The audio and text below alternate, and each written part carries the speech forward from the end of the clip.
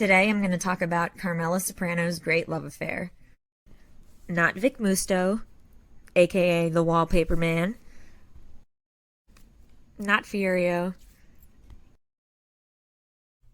I'm talking about her love affair with the Spec house. I'm in love with a Spec house. I can't tell you how many nights I had to fend for myself while she was out looking at bathroom fixtures. Just like us, the Sopranos characters have a lot to learn. But there's one thing they do know. Everything comes to an end. People come and go. That's all who you know or how many buildings you give. But they knew how to build it. Break ground next fall. See the large black marble wall to the right of the entrance? Yes. That's where the donor names will be inscribed. The wall is reserved for people whose commitment begins at the $50,000 level. Well, I will have to talk to my husband. Another thing that Carmela knows very well is that she doesn't want to rely on Tony for everything. Well, that's your problem right there, because you equate love with money. You equate love with money. Tony, thank you for having us at your home. When Carmela has Tony meet her for lunch to tell him that she's moving forward with the divorce, she says that she's hired an attorney who's going to aggressively go after her share of the assets, and that these attorneys, quote-unquote, live for this. Carmela, you know your husband is a mob boss, right? So at a certain point, Carmela finds a new love. You know, with you out of the house, I've had a chance to do a lot of thinking. It's partly my fault, but I need something else in my life. Want another kid? No. It turns out there is a lot for sale over on Crestview. A little over an acre. I was thinking I could build a spec house. Long gone are the days of the accommodational pretenses and any pretending that a big portion of their relationship isn't a transactional one. This time, Carmela also wanted to get down to business. Well, I'll call Ginsburg and have him free up a down payment. And then? I'll move back in. That's what I call romance, folks. So Tony moves back in, and they live happily ever after. Right? Yeah, it's a gorgeous piece of land. And with this view, it's well worth $600,000. The surveyor's coming on Tuesday. Was almost precisely what he had done. We see Carmela sit next to Tony on the couch as he's watching one of his History Channel documentaries. Sorry, did you want to be alone? But it was blitzkrieg and it's Sensing that he wasn't really interested in having company at that moment, she decides to go get intimate with something else.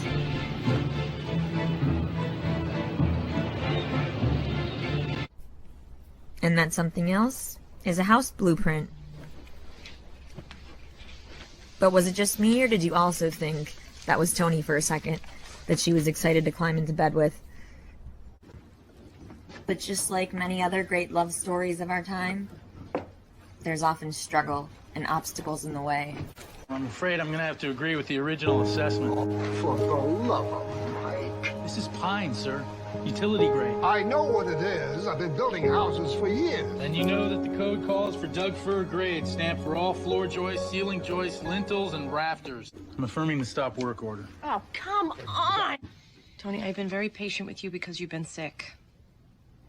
You were going to talk to the building inspector.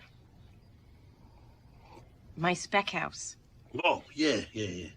I sent little Paulie. Now, he made some headway with the supervisor, but the other guy, the inspector, he's a piece of work. The boss of this family told you you're going to repeal the stop work order. So shut the fuck up about it. Who could have built this? By the time we got to a certain point, Carmela didn't even know whether or not Tony was going to last to the next day, whether from being taken to the can or the embalming table at Cosarelli's. But buildings, properties, structures, they can stay around for a lot longer. Holidays are coming and my spec house has gone to shit. You raised two gorgeous kids. You got a husband that loves you. You made us a beautiful home. Doesn't that count for something? You may be thinking to yourself, yeah, people are vulnerable, but so are buildings and homes. Just look at Artie's restaurant that got burnt down. And yes, you're right. But what has better odds of sticking around for longer? Especially if there's a good foundation at the core. Fondamenta? Foundation. Foundation, sì.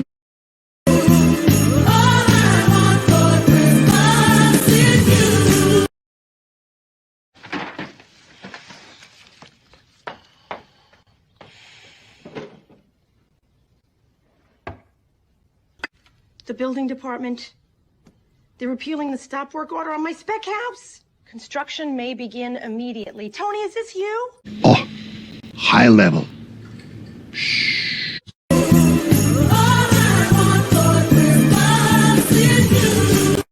is the best Christmas present I could ever get. She was so genuinely overjoyed. It's funny how even during our marriage we saw things differently. I never saw this place as an investment.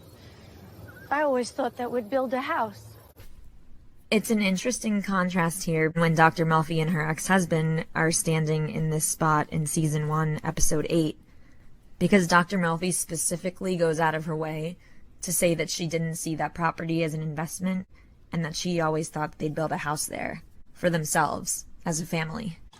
I'd like to take a minute for everybody to enjoy the fact that your mother has sold her house. Oh my God, that's fantastic. Congratulations, Mom. That's so good. But all good things must come to an end, right? So it's time for Carmela to find a new project. A new little love affair.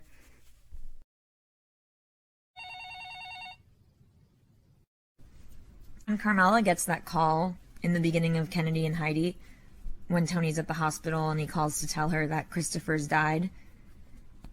She fell asleep while using her laptop in bed. So that right there kind of makes you think, just in case Carmela needed another reminder that people can come and go at any time. Christopher's dead. In the series finale, we see Carmela walking down the stairs as AJ and Rhiannon are laughing at the TV. And she makes an announcement that they're not eating at home that night. Listen, we're not eating at home tonight. I thought we'd go to Holston's. You should be that man of God. I got meetings with carpenters. If I were a carpenter and you were a douchebag.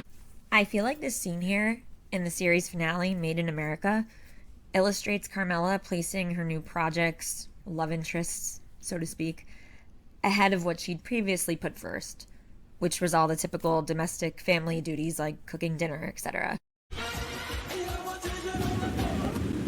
They built this place.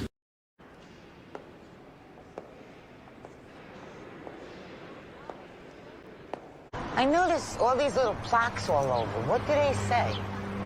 That's where the donor names will be inscribed. The wall is reserved for people whose commitment begins at the $50,000 level. As far as Carmela was concerned, people come and go. But buildings? Those stick around.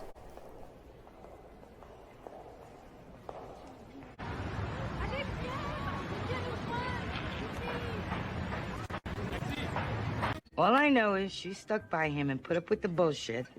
And in the end, what did she do? She set up her own little thing. She did. She took all that negative shit he gave her and spun it into gold. So at the end of the day, did Carmela take all that shit and spin it into gold?